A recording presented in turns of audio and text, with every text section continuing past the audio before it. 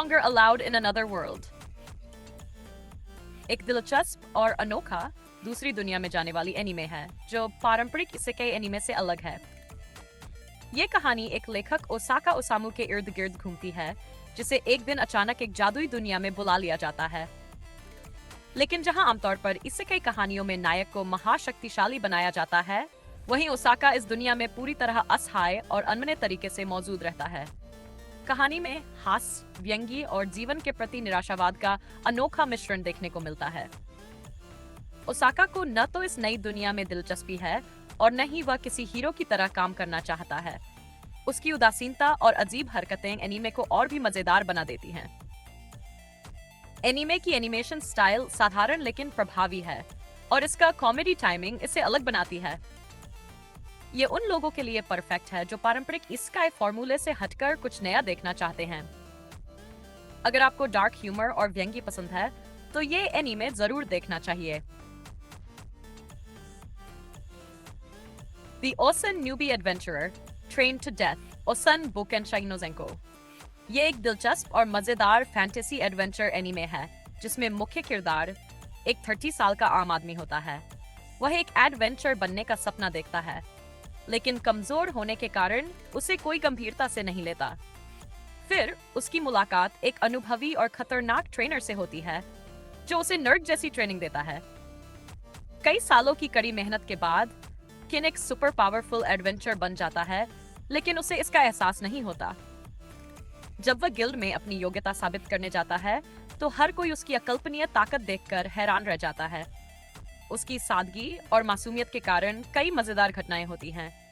यह एनीमे एक हल्की फुल्की कॉमेडी, एक्शन और एडवेंचर का बेहतरीन मिश्रण है। इसकी एनिमेशन क्वालिटी अच्छी है और मुख्य किरदार का मासूम स्वभाव कहानी को और मजेदार बना देता है। अगर आपको ओवरपावर्ड हीरो और कॉमेडी पसंद है तो ये एनीमे आपको जरूर देखना चाहिए। टॉवर ऑफ गॉड एक रोमांचक और रहस्यमय एनीमे है जो कोरियन मनहवा पर आधारित है। इसकी कहानी एक अनाथ लड़के बाम के इर्द गिर्द घूमती है जो अपनी सबसे करीबी दोस्त राहेल को खोजने के लिए एक रहस्यमयी टॉवर में प्रवेश करता है। ये टॉवर ऐसा स्थान है जहां हर मंजिल पर चुनौतियां होती हैं और जो इसे पार करता है उसे अपार शक्ति और इच्छाओं की पूर्ति का वरदान मिलता है। बाम के लिए ये यात्रा आसान नहीं होती। उसे कई खतरनाक चुनौतियों का सामना करना पड़ता है और नए दोस्त भी मिलते हैं, जैसे खुन और राख। लेकिन जैसे जैसे कहानी आगे बढ़ती है उसे विश्वासघात और साजिशों का भी सामना करना पड़ता है। टॉवर के भीतर की राजनीति और नियम बेहद जटिल हैं, जो इसे और भी दिलचस्प बनाते हैं।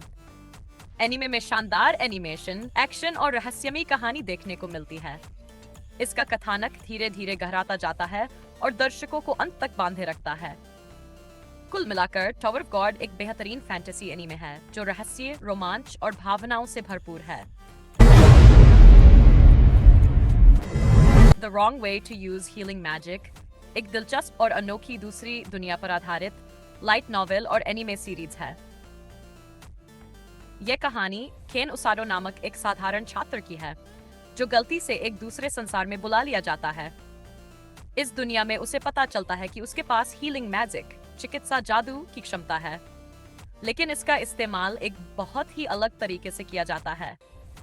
आमतौर पर हीलिंग मैजिक का उपयोग घायलों का इलाज करने के लिए किया जाता है, लेकिन उसाटो को एक बेहद कठिन ट्रेनिंग में डाल दिया जाता है जहां उसे अपनी शक्ति को चरम सीमा तक धकेलना पड़ता है। उसके ट्रेनर उसे हीलिंग मैजिक का उपयोग खुद को मजबूत बनाने और युद्ध के दौरान सहन शक्ति बढ़ाने के लिए सिखाते हैं। इस अजीबोगरीब प्रशिक्षण के दौरान उसे शारीरिक और मानसिक रूप से कई कठिनाइयों का सामना करना पड़ता है, लेकिन वह धीरे धीरे अपनी क्षमता को पहचानने लगता है। ये कहानी हास्य, एक्शन और प्रेरणा से भरपूर है।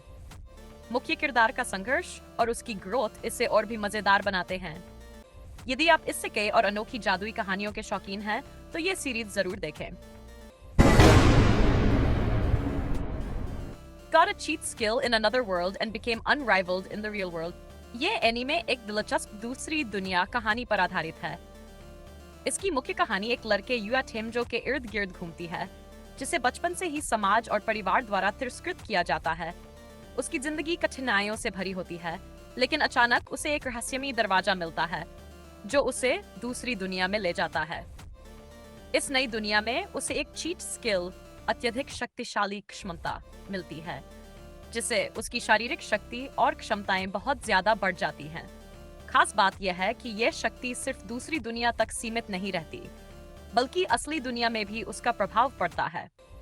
अब वह स्कूल में लोकप्रिय हो जाता है, दुश्मनों को आसानी से हरा सकता है और लड़कियों के बीच भी उसकी अच्छी पहचान बन जाती है। एनीमे में शानदार एक्शन, शानदार एनिमेशन और एक दिलचस्प कहानी है। हालांकि कुछ लोग इसे ओवरपावर्ड प्रोटैगनिस्ट, अत्यधिक शक्तिशाली नायक और बहुत ज्यादा सरल प्लॉट के कारण औसत मान सकते हैं। लेकिन अगर आपको इस्काई और पावर फैंटेसी एनीमे पसंद है, तो ये देखने लायक है।